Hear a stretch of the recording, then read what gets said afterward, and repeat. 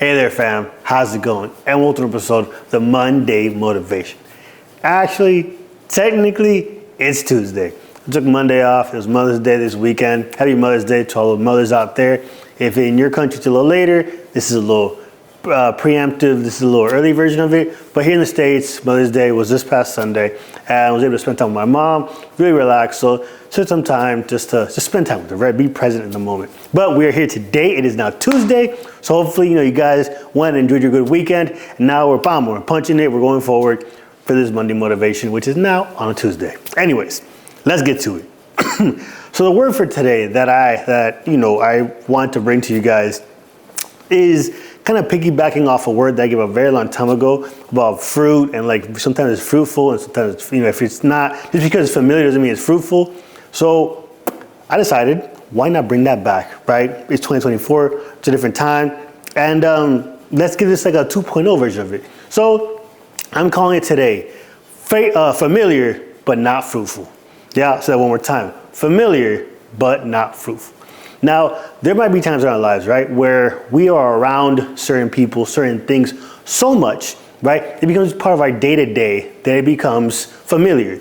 But just because it's familiar doesn't mean it's fruitful, right? And we're gonna dive right into the deepness of it, because how many times, and I'll put myself in that category, are we so used to something, right? So it's just accustomed. That's just the way things are. That's just the way things have always been, right? It's familiar to us, but is it really producing fruit? Is it really helping you grow? Is it really something you can nurture and then pass on to the next generation, to the next group of people, to the next people, under you maybe that are coming up, right? And I want to base this off Matthew 7:15-20, which is, the Bible says, you'll be known by your fruit. So we'll go right now to Matthew 7:15-20. All right, right here. Are you guys ready? Matthew 7:15-20. And it says, watch out for false prophets. They come to you in sheep's clothing, but inwardly they are furious wolves. By their fruits you will recognize them. Do people pick grapes from thorn bushes, or figs from thistles? Likewise, every good tree bears good fruit, but a bad tree bears bad fruit. A good tree cannot bear bad fruit, and a bad tree cannot bear good fruit. Every tree that does not bear good fruit is cut down and thrown into the fire. Thus, by their fruit, you will be recognized. Right? And that's a lot of fruit talking about there, back and forth. And you're like, Raj, what is Jesus talking about this, right? And there's a phrase in Spanish, right? I'm going to try to translate it the best I can into English, but it goes, dime con quién andas y te dirá quién eres. Pretty much, tell me who your friends are, and I'll tell you what kind of person you are, right? By the people that surround you, by the people you let in your circle, I can kind of get a good idea of who you are, right? If you're surrounding yourselves around people that are just, going after go-getters, leaders, people that are just going after, like, for big dreams, that are just, they're ready to have those ferocious dreams, those have those dreams that just are pushing for greatness, I'm going to assume that you are like that person, right? If I see you around people that don't really do much, are just kind of like, oh, let's see what happens. Goals, aspirations, If without really talking to you and having a conversation, I'm gonna assume, well, that group, they're not for it. That's why am I gonna invest time into them, right? Which obviously is to invest time in everybody. But like, if I have a business venture, I'm gonna look at the team. I'm gonna look at the group that's just getting after. That's like, you know what? How can we get better? You know what? Last year we had this. Let's go. Let's just try to do better numbers. Let's try to do better. It's like a team sport, right? If I'm looking at a basketball team or a football team or whatever, and their team is just hungry people, just getting after it, then I'm gonna be like, whoa, you know what? I want to invest, my coaching abilities into these people. But if you're just there missing practice, not really doing much, not really caring, why am I gonna go and pour into all my knowledge and all my skills into that, right? So that's why it says that a good tree will bear good fruit, and a bad tree will bear bad fruit, right? If you're around positive people at all times, what's gonna happen 99.9% of the time is everyone around you is gonna feed off that positivity and grow better. Now, same way, like the phrase goes, one bad apple spoils the bunch. The reason why it says that is because negativity, unfortunately, is so infectious that if I'm having a bad day and I tell my buddy, and then my buddy then tells somebody else, before I know it, it's like, everyone's like just in a bad mood. But it's a little harder to be like, oh man, everyone's in a really bad mood. You're like, oh, I had such a great day today. right? Oh my gosh, God's gonna move so great. I just feel him in his presence. You get labeled as like that. Oh, that's that Christian person. That's that religious person. That's that religious guy, the religious girl, right? There are always sunflowers and rainbows.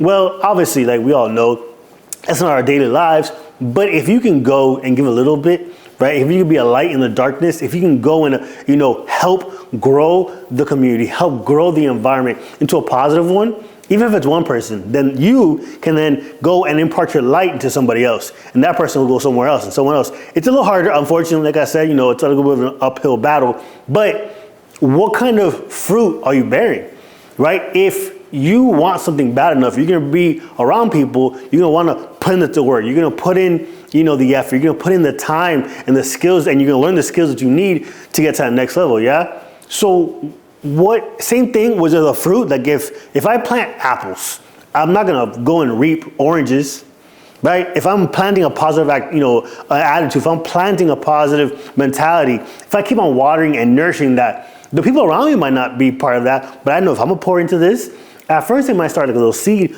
but you start watering it, start feeding it, start cultivating, start nurturing it. Eventually it's gonna get stronger, it's gonna get bigger, it's gonna get more developed, and it's gonna bear good fruit, right? Why? Because it's the infantile stage. In the seed form, I put in the work. I think that's a word for someone. I'm feeling that in my spirit right now.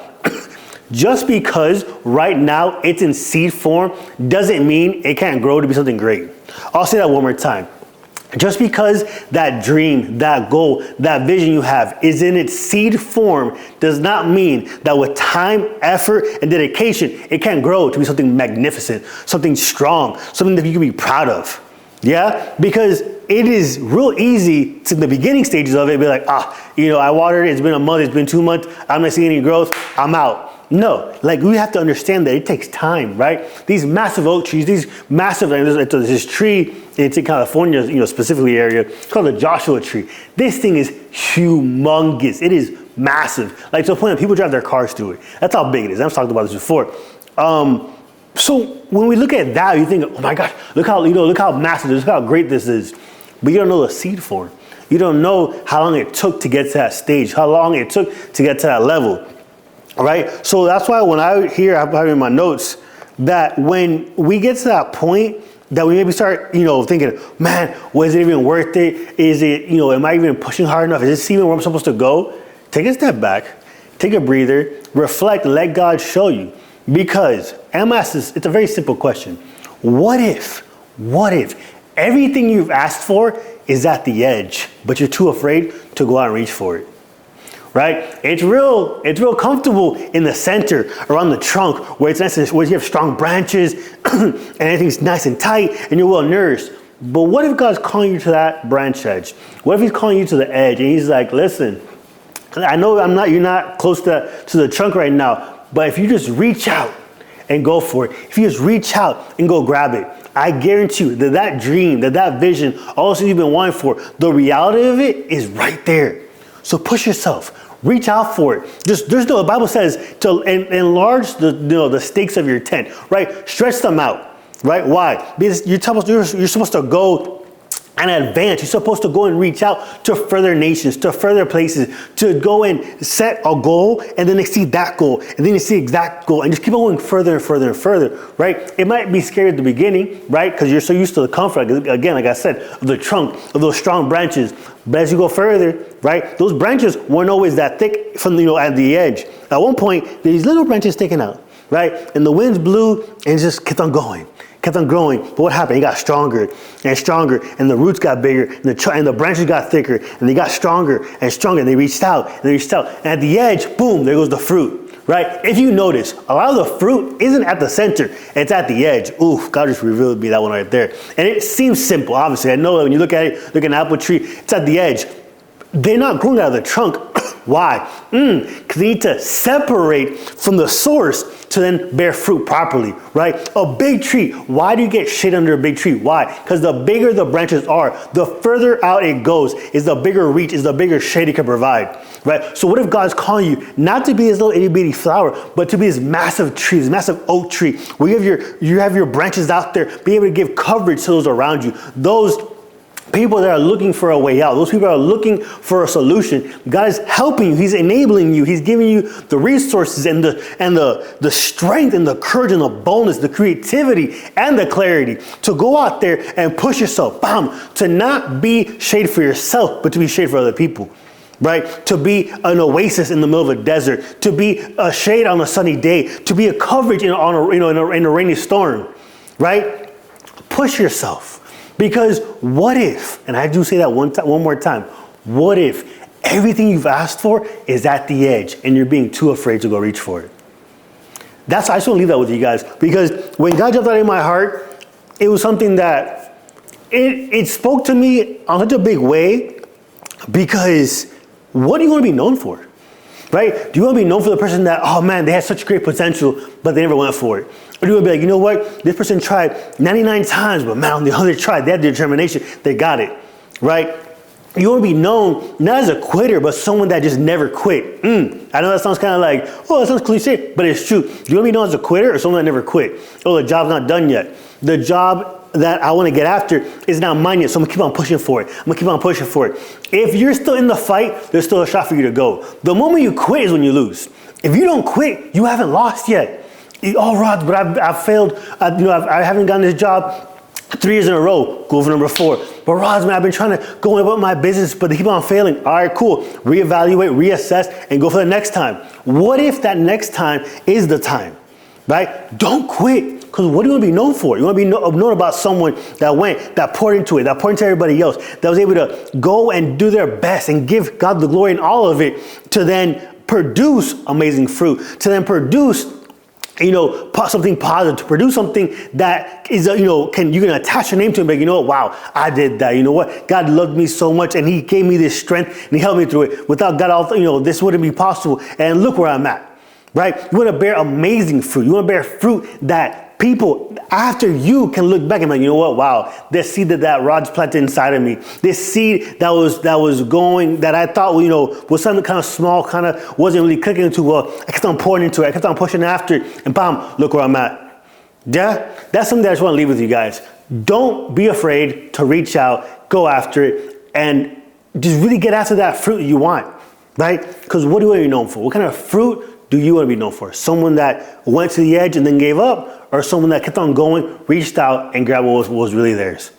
Yeah, hopefully it's something that was good for you guys. Don't forget to like, comment, subscribe, notification bell so you don't miss any of these talks. This is something that for me really got me motivated, really got me amped up. I was excited to share it with you guys. So it is Tuesday. Hope you guys are enjoying it. Have a great week. Keep getting after it. Stay safe. And as always, make it the best day ever.